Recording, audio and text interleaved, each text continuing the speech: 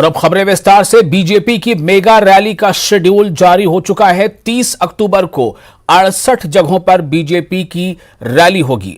राज्यों के सीएम समेत 30 स्टार प्रचारकों की रैली। पीएम, गृह मंत्री, सीएम योगी नहीं होंगे शामिल।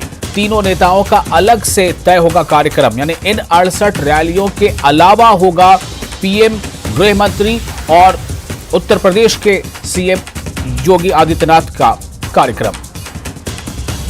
बीजेपी के प्रदेश अध्यक्ष ने यह शेड्यूल जारी किया है। एक बार फिर आपको बता दें कि हिमाचल का चुनाव जो है उसका प्रचार अब पूरे शबाब पर है। बीजेपी ने प्रचार के लिए एक मेगा शेड्यूल जारी किया है और इसके मुताबिक 30 अक्टूबर को तमाम के तमाम 68 विधानसभा क्षेत्रों में, यानी 30 अक्टूबर को 68 जगहों पर बीजेपी की रैली होगी। राज्यों के सीएम समेत 30 स्टार प्रचारकों की रैली होगी और लेकिन इस रैली में पीएम या गृह मंत्री या सीएम योगी नहीं होंगे, बल्कि इन तीनों नेताओं का अलग से कार्यक्रम होगा। बीजेपी प्रदेश अध्यक्ष ने यह शेड्यूल जारी किया है। भारतीय जनता पार्टी ने तय किया है कि 30 अक्टूबर को 68 के 68 विधानसभा क्षेत्रों में भारतीय जनता पार्टी विजय संकल्प अभियान के तहत जनसभाओं का आयोजन करेगी। अर्थात सभी विधानसभा क्षेत्रों में 30 अक्टूबर को हमारे जो स्टार प्रचारक हैं वो हर विधानसभा क्षेत्रों में बड़ी रैलियां करेंगे। उसमें हमने तय किया है कि हमारे राष्ट्रीय अध्यक्ष जगत प्रकाश नड्डा जी, माननीय मुख्यमंत्री जयराम ठाकुर जी, केंद्रीय मंत्री श्री भूपेंद्र यादव जी, केंद्रीय मंत्री श्री ज्योतिरादित्य सिंधिया जी, केंद्रीय मंत्री अनुराग ठाकुर जी, हमारे हरियाणा के मुख्यमंत्री मनोहर लाल खट्टर जी, हमारे उत्तराखंड के मुख्यमंत्री पुष्कर सिंह धामी जी, अविनाश राय खन्ना जी, मंगल पांडे जी, तेजस्वी सूर्या जी, वाल्ती श्रीनिवासन जी,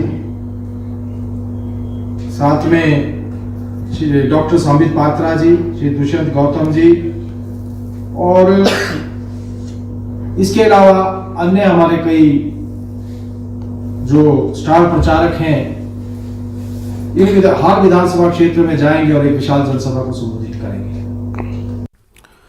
और इसी मुद्दे पर हमारे साथ जुड़ गए हमारे रिपोर्टर राजेंद्र शर्मा। राजेंद्र, एक रोज कबल भी हम लोग इसकी बातचीत कर रहे थे और आज बाजाब्ता शेड्यूल जारी हो गया है और सबसे अलग बात यह है कि 60 रैलियां 60 अलग अलग विधानसभा क्षेत्र में, और जबकि इन रैलियों में पीएम या गृह मंत्री या योगी आदित्यनाथ नहीं होंगे, उनका कार्यक्रम अलग से होगा। जी राजेंद्र।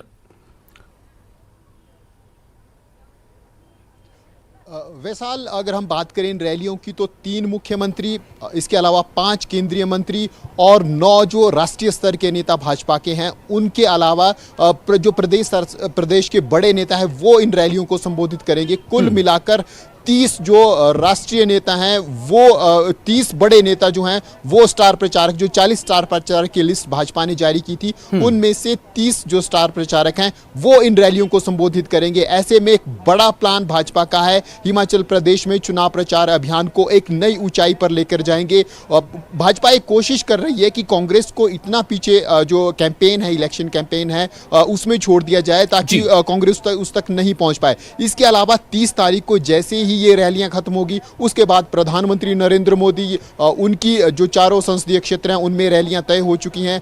प्रधानमंत्री भी 5 तारीख और 9 अक्टूबर को हिमाचल प्रदेश में आने वाले हैं। 5 अक्टूबर को जहां पर वो सोलन और मंडी संसदीय क्षेत्रों में जनसभा को संबोधित करेंगे। 9 अक्टूबर को हमीरपुर और उसके बाद कांगड़ा जनसभा में मुझे लगता है 9 नवंबर के आना चाह रहे हैं शायद। इसके अलावा जी 9 नवंबर को। और इसके अलावा अगर हम करें गृह मंत्री, इसके तुरंत बाद गृह मंत्री अमित शाह की रैलियां हैं वो भी निर्धारित लगभग कर दी गई हैं, लेकिन उनकी डेट फाइनल नहीं हुई है। और उसके बाद फिर योगी आदित्यनाथ।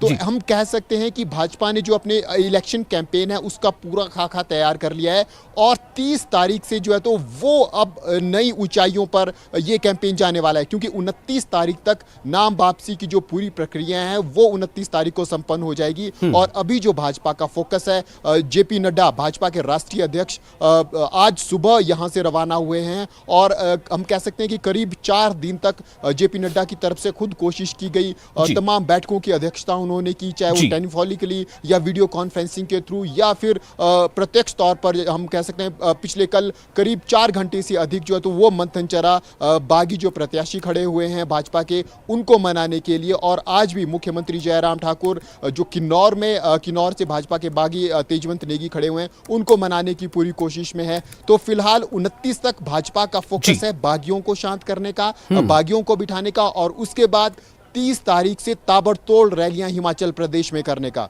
जी वैशाल जी। राजेंद्र, मैं वही कह रहा था कि हिमाचल प्रदेश में कुल 68 विधानसभा क्षेत्र हैं और तमाम की तमाम 68 विधानसभा क्षेत्रों में एक ही दिन 68 रैलियां होंगी। ये बड़ा मतलब कि बिल्कुल ही अलग, बिल्कुल ही नया और बिल्कुल ही बहुत ज़्यादा हम कह सकते हैं कि शायद ये जोश से भरा ये प्लान है। लेकिन इसका मकसद क्या है राजेंद्र? एक ऐसी पार्टी जो सत्ता में है 5 सालों तक और उसने बहुत काम किया है, वो लगातार काम के दावे और वादे कर रहे हैं, तो क्या ये समझा जाए कि उन कामों को लोगों को बताया जाएगा? क्या लोग जान नहीं रहे हैं कि उन्होंने उतना काम किया है? वैशाल, एक मैसेज भाजपा देना चाह रही है पूरी प्रदेश में कि किस लेवल तक भाजपा की तैयारी चुनाव प्रचारों को लेकर है, चुनाव कैंपेन, इलेक्शन कैंपेन को लेकर है।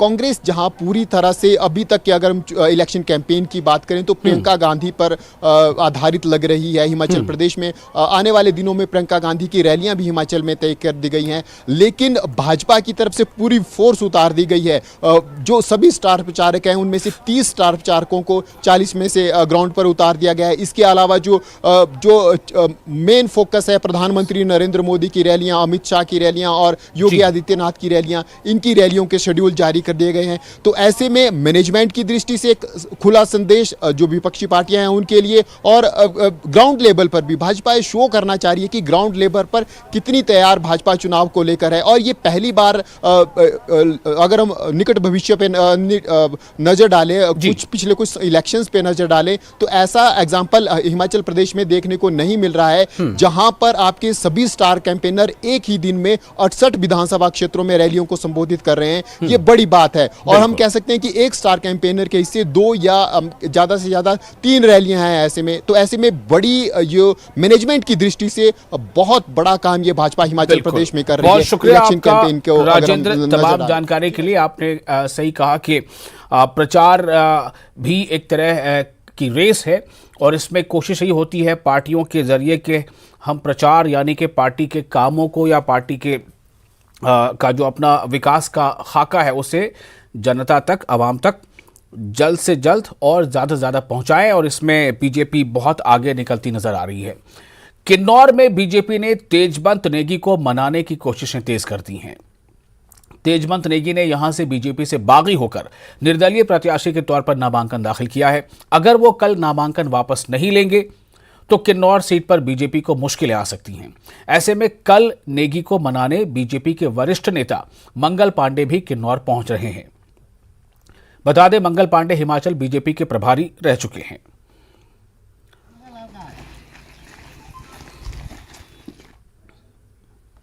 हिमाचल महिला कांग्रेस के अध्यक्ष सैनब चंदेल ने भारतीय जनता पार्टी पर उनके पोस्टरों को फाड़ने के आरोप लगाए हैं। इसकी शिकायत कांग्रेस की ओर से चुनाव आयोग को भी दी गई है। चंदेल ने कहा कि भाजपा हार को देखकर घबरा रही है और इस तरह की हरकतों पर उतर आई है।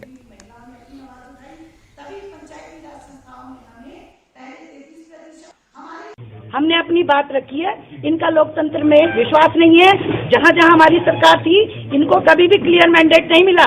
इन्होंने चाहे मध्य प्रदेश की बातें वहां खरीद फरोख्त करके कांग्रेस की सरकार को तोड़ा और गोवा में देखा आपने, महाराष्ट्र में क्या किया इन्होंने, ले गए गुजरात घुमाने, ले गए आसाम घुमाने एमएलए को।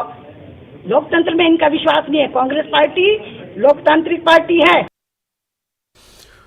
और कांग्रेस ने बीजेपी पर आदर्श आचार संहिता के उल्लंघन के गंभीर आरोप लगाए हैं। इसको लेकर कांग्रेस लीगल सेल ने चुनाव आयोग को आचार संहिता के उल्लंघन की करीब 50 शिकायतें दी हैं, जिसमें कांग्रेस ने सूचना एवं जनसंपर्क विभाग के निदेशक को हटाए जाने की मांग की है।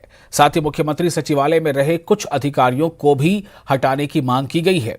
इसके अलावा कांग्रेस विधि विभाग के कार्यकारी अध्यक्ष प्रणय प्रताप सिंह ने चुनाव आयोग की कार्यप्रणाली पर भी सवाल उठाए हैं।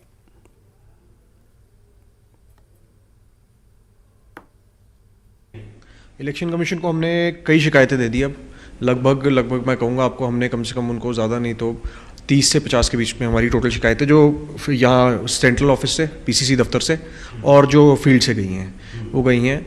उसमें मुख्य तौर से हम चाह रहे थे डायरेक्टर आईपीआर को जो है उनके खिलाफ हमने शिकायत की थी।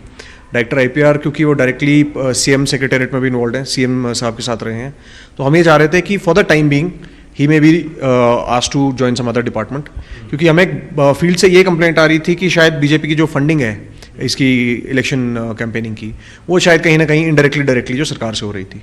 उस कंप्लेंट पे अभी तक इन्होंने कुछ किया नहीं, इलेक्शन कमीशन ने कोई उस पर प्रतिक्रिया दी नहीं हमें, ना कोई उसका जवाब आया है। रजत ठाकुर जी का तो हमने काउंटर एफिडेविट फाइल किया हुआ है।